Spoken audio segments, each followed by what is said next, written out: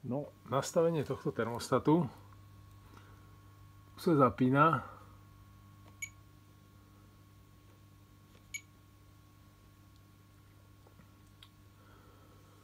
Toto je aktuálna teplota, toto je požiadavka. Keď budem s požiadavkou hore, tak cvakne, začne kúriť, tuto to vidno. Toto indikuje, že je na podlahavé kúrenie, toto, že kúri aktuálne. Vypol. Základ je mať, keď to človek nemá v programe na ručnom nastavení, tu je tá ručička. Toto je nejaký program fabrický, ktorý keď není nastavený, nepoužívať. Takže do ručného nastavenia. Čas sa nastavuje takto. Človek drží tento gombík. Môže nastavovať minúty. Prehodí si to hodiny. Alebo potom dni. Štvrtok, piatok, sobota. Týmto to tam potom uloží. Do menu sa človek dostane tak, že pri zapnutom termostate držíme M-ko. Ne, toto je program. Pri zapnutom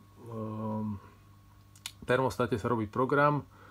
6 hodín ráno človek stáva, 20 stupňov je prednastavených. Vy si môžete meniť ten čas, kedy stávate. Z menu si prehodíte hodiny alebo potom tú teplotu. Potom zase o 8 človek odchádza do roboty, 15 stupňov je prednastavený, opäť sa dá prehadzovať minúty, teda menučkom hodiny alebo minúty alebo tie stupne. A takto môžete ísť až všetkých tých 5 programov až do večera. No. A pri vypnutom termostate vypni sa. V vypnutom termostate držím to M-ko a idem do tvrdého menu. Prvý program je kalibrácia čidla, ako fabricky je nastavené na 3 stupne. Ja to mám na bude, tak tam mám 5, ale vy si to nehajte na 3 stupne, ak je to fabricky nastavené. Ja to mám v tejto maringotke na 5, aby mi nezmrzli citrusy.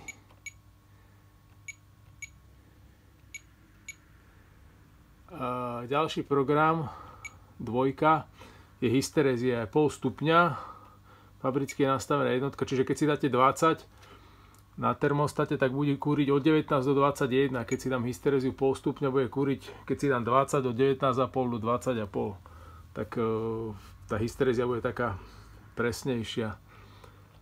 V treťom programe maximálna teplota, na ktorú termostat vie kúriť. Väčšinou to kúrenie nemá silu, že by ste zakúrili 50 stupňov, ale môžete si tam dať 30 kľudne. Maximálna teplota, na ktorú viem zakúriť. Si dáme 30. Štvrtý program, minimálna teplota, na ktorú viem zakúriť. Piatý program je protimrazový. Keď ho zapnem, tak bude tu ikonka snehovej vločky alebo čoho a termostat aj vypnutý sa zobudí, keď bude mať teplota klesnúť pod 5 stupňov a bude držať teplotu okolo 5 stupňov, aby nezmrzla v objekte voda.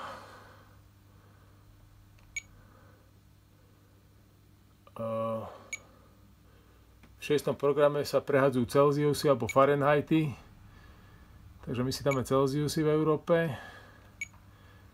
V 7. programe sa vyberá čidlo out, vnútorné, čo je tuto niekde, alebo tuto, alebo obidve, to znamená, že sa aj tak orientuje týmto vnútorným čidlom, len keď sú out, tak podlahovým čidlom stráži teplotu podlahy, ktorá je v 38.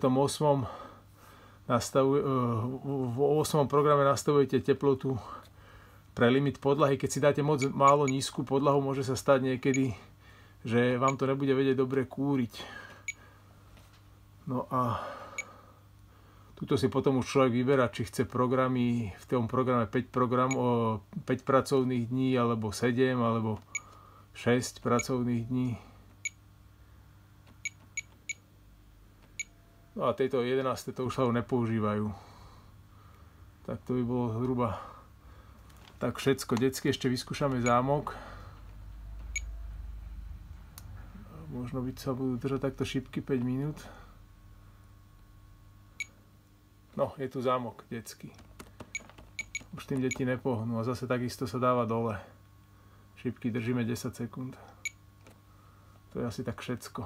Alebo potom ešte, keď je vo Wi-Fi verzii, tak Wi-Fi sa hľadá tak, že keď ho chcete spárovať z Wi-Fi, tak týmto gombikom to takto držíte. A on sa začne párovať s Wi-Fi, no už to už podľa postupu. Musíte si stiahnuť tú aplikáciu Tuya, s Y Tuya a párovať si ho s Wi-Fi. No. Dobre, to je všetko asi tak.